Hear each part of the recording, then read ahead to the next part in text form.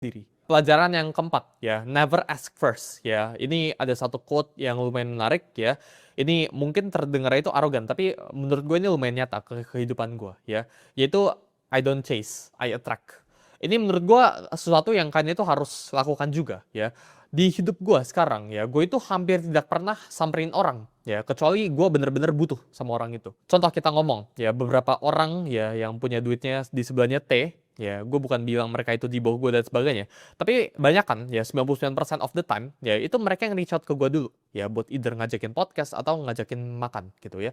Sangat jarang untuk gue itu datengin ke mereka ya, gue bisa gak networking sama lo gitu ya, atau enggak pekerjaan ya, simple ya. Itu dari sisi networking tadi. Dari sisi pekerjaan itu gue nggak pernah tanya ke orang ada pekerjaan atau enggak ya. Yang gue lakukan itu pekerjaan itu yang datang ke gue, dan ini kondisi yang kalian itu harus bikin dalam hidup kalian. Jadi fungsinya kondisi ini tuh apa? Karena ketika orang yang datang ke lu dulu ya, itu need, itu kebutuhan, dan kebutuhan itu menciptakan yang namanya itu desperation.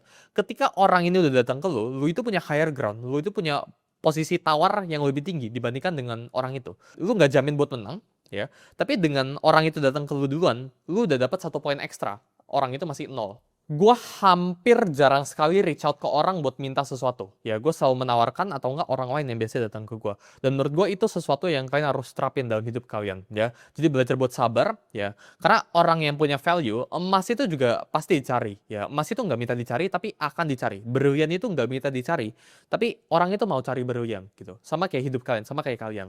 Jangan sampai kalian itu berlian yang nyari-nyari orang buat ditambang gue. Masa nggak pernah kan di luar sana berlian atau emas gitu kan, ayo tambang gua gitu, itu nggak pernah terjadi gitu.